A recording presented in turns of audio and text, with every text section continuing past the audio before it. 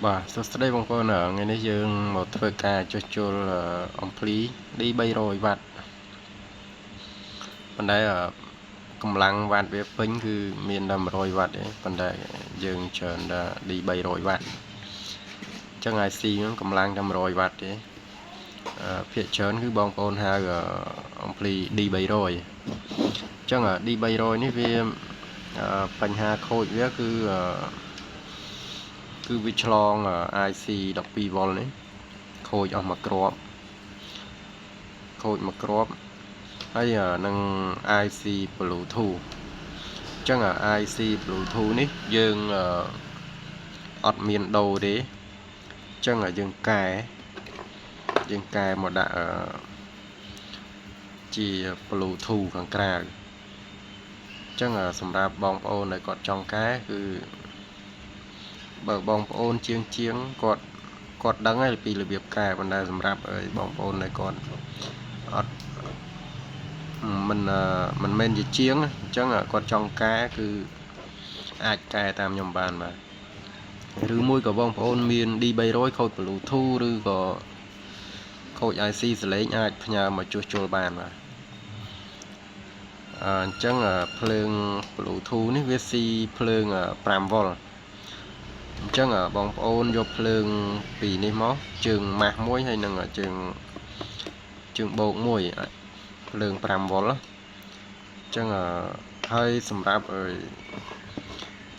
in យើងយកសញ្ញា in ចូលទៅអំភ្លីនេះ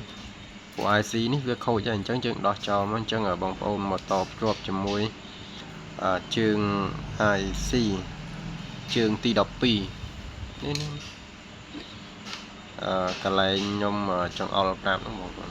ហ្នឹងជើង12អញ្ចឹងចាំមើលខ្ញុំបើកភ្លើងហើយនឹងសាកតែឲ្យបងប្អូនស្ដាប់បន្តិចអញ្ចឹងយើងបើកភ្លើងមើលអញ្ចឹងភ្លើងវា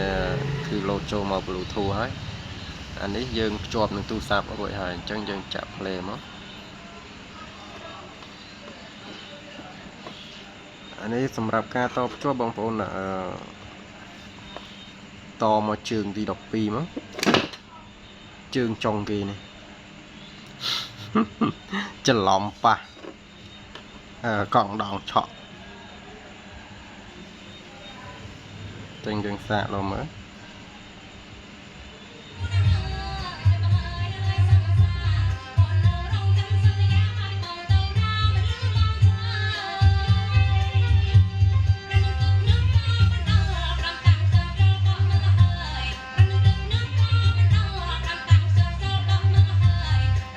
អញ្ចឹងវាលឺហើយបាទអញ្ចឹងយើងធ្វើការតេស្តនេះវាយប់ម៉ោង 9:10 អញ្ចឹងយើងអត់អាចបើកលឺទេរំខានអ្នកចិត្តខាងបាទហើយវីដេអូនេះក៏មានតែប៉ុណ្ណឹងដែរបងប្អូនសម្រាប់បងប្អូនដែលគាត់ចង់ឲ្យផ្ញើមកជួសជុលអាចចូលតាមឆាតបានទីតាំងនៅខាងកាបូលភ្នំពេញយើងបាទសូមអរគុណ